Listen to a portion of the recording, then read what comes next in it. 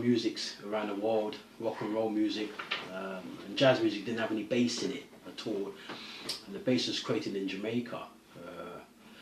You had people like Lloyd Brevet, who's a member of the Scatolites, in the ska period. I mean, ska came before reggae. In actual fact, ska's elements goes into reggae. And so when you listen to a reggae song, that's another thing, because reggae is actually a subgenre of Jamaican music. Before reggae, there's other subgenres of music. There was rocksteady, which is dominated by the bass, the third beat of the bar 4, where a guy called Winston Grennan created what was called a one-drop sound, where a lick on the third beat of the bar 4 came into play. You had the ska, which is taken from rhythm and blues in America, which obviously rhythm and blues came out of jazz music and the blues music, otherwise it was called rhythm and blues. But yeah, but reggae is a music all in its own, it has its own identity. It was going to take us a very long time to really get into the nitty and gritty and the ins and outs, the pros and cons of reggae music, but in a nutshell, it's a political music.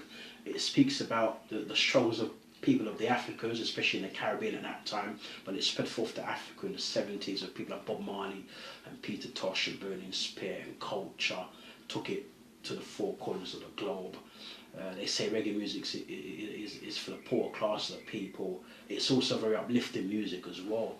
There you go. But there's so many elements of reggae music. Yeah, political music as well. Yeah, rebel music, some say. If you listen to some of the English people, they say it's a rebel music. In other words, it's a rebellious music.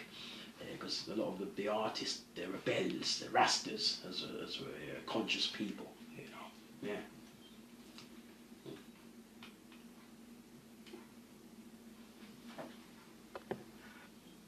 Oh, I forgot you have to press stop. Sorry. I forgot. Directed. So you know when you press in, hold on, when you press to start it, press these two and then you press record, so it gives you stereo, left and right, yeah? That's what it's for. You can just can you just play it back to him? How do you play it back though? That's the, oh yeah. How do I play it back? Oh. You don't need to think it's fine. I'm going to do this again or are we alright? I'm going to... Yeah. It was a test one, wasn't it? It was a test run. You can still keep going. I just need to get the angles right. I mean, I don't mind if you keep talking. You got to ask it. Yeah. I could talk for hours, but I want to... it's good. Actually, it's good. Fine. It's come out... yeah, it's... yeah, listen. It's come out really well. So, both your voices, even though it was at a distance. Yeah.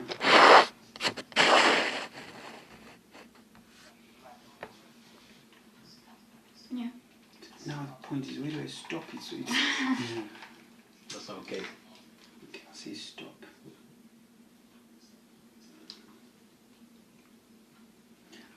So, okay. So I assume that once I say stop, it will continue, not break your first... Right, that's okay. I hope it doesn't, because what you said was quite interesting as an intro.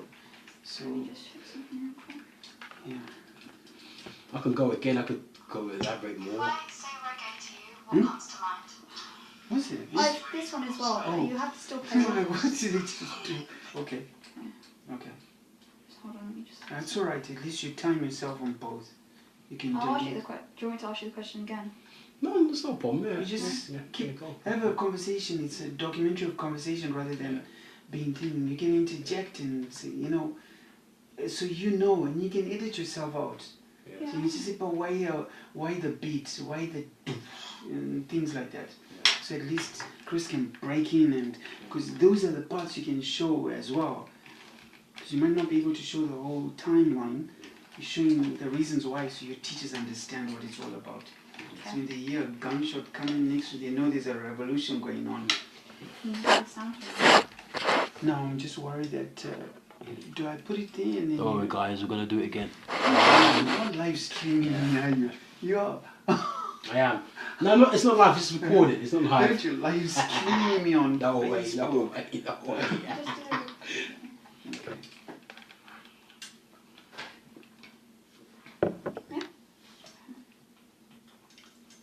Scene 1A, take 2. If I say reggae to you, what comes to mind? What comes to mind is the drum and the bass of reggae. Reggae in itself is also a phenomenon on its own, because reggae comes out of Jamaica. It was created by Jamaicans. It was created by African Jamaicans. Reggae is dominated by the organ. The organ plays an instrumental part in reggae. The organ was instigated by a man called Jackie Mittoo, who was a great pianist as well as an organ player. They called him one of the kings of reggae. And there was a big label in Jamaica, a big studio in Jamaica, called Studio One, and that's where, if you know about your soul music history, you know about Motown. Well, Studio One was the Jamaican equivalent of Motown, where all the creme de la creme artists went to, musicians, the best musicians on the island. People like Bob Marley went there, Peter Tosh, Dennis Brown, and all the greats. The Scatolites were formed inside of the Studio One sound. With reggae now, a lot of people get mixed up, because reggae, even though everything's been called reggae since 1968, funny enough, it's the 50th anniversary of reggae. Before that, it wasn't actually called reggae. It was called Jamaican music. It was called R&B, which the Jamaicans adopted from the Americas, rhythm and blues, which came out of jazz and blues in the 50s.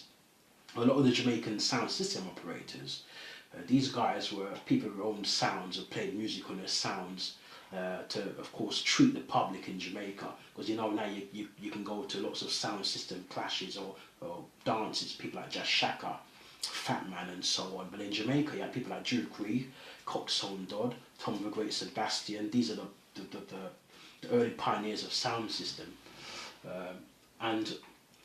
After that, in the 1962, Jamaica got their independence from Britain, and they had a music called ska, which came about in 1962. Jamaica got their independence in August of 1962. So ska sort of coincided with the independence movement. It wasn't called reggae at that time. And after ska came another music called rocksteady. You see, rocksteady was a slow beat. Ska was more up tempo, but ska tended to model themselves on the R&B, the jump blues coming out of America. You had people like Fats Domino, who were part of that movement. People like Nat King Cole, Smiley Lewis, Louis Prima. A lot of these guys were jazzmen as well as bluesmen, but they also were part of the R&B rhythm and blues movement.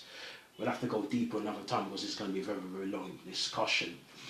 So 1962 to 1966, they had a ska beat, which was dun dun dun dun dun dun dun. It was called a two-tone music. Some artists call it the walking pace of ska, or the walking beats of ska.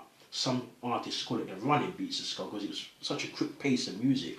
And I wish I brought some here to demonstrate, but I'll do that another time. Then rocksteady came in 1966. It slowed the beat down from the existing ska one. It was a more melodic music. It was slower. Around this time, you had people like the Wailers, you had Heptones, who were great groups. In that period of time, you had a lot of groups which were really prevalent in the ska period, because ska tended to be modeled basically around solo singers. You still had groups, but the groups really came to the fore in the rocksteady period. The rocksteady period tended to mirror itself with the soul music in America. What is rocksteady? Well, rocksteady is a music that comes out of Jamaica, an indigenous form of music, which the strongest beats are the third beat. So you have the scale of 1, 2, 3, 4. In the music of Africa, which ska is and rocksteady is and reggae is, eventually the hardest beat goes on the second and the fourth beat. So you're going to go 1, 2, 3, 4, 1, 2, 3, 4. With rocksteady, the reason why it was a slower pace of music to ska is because a man called Winston Greddon, who was a drummer, died in 2000.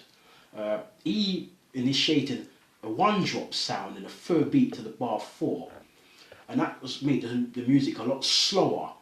Also, the bass patterns in rocksteady gave singers a lot more room to sing their notes and to phrase their songs. The ska was so fast that some of the singers were carried over the song. It was too fast. When the rocksteady was more melodic, a lot slower paced, and so you hear a lot more notes in the rocksteady. Now, in 1968, the reggae sound came in. This is where where reggae comes into the equation, because reggae was such a catchy name. Reggae initially was the word of a prostitute. In Jamaica, a lot of people called women who were on the game prostitutes. They would call this particular lady, or ladies, streggy. Look at that streggy lady over there. But some of the artists didn't like it. They said, we can't call this new beat streggy. we're going to call it reggae because it's like a derogatory term, so we're going to call it reggae. Reggae came about because this particular artist, by the name of Toots Sibbett from the Maytals, he led the group called the Maytals at that time. He was in the studio with a friend of his jamming one day, and his friend said to him that, "Come on, Toots, let's do the reggae." So that sort of resonated with Toots. He said, "Let's do the reggae. You know what? We can make a song about that." This new beat, which is based on the organ-based patterns from Jackie Mittoo at Studio One. Jackie Mittoo was one of the great organists, and he created that reggae sound at Studio One in Kingston in Jamaica in 1968. And then all the other studios in Jamaica, because at that time you had Treasurer, you had Prince Buster's studio, you had Randy's, you had all of these great record labels and record companies in Jamaica, even though they were small at the time. They would create their own beats. So what happened was everybody, whatever was the most popular beat, everybody followed it. And because Studio was the number one studio, the number one label,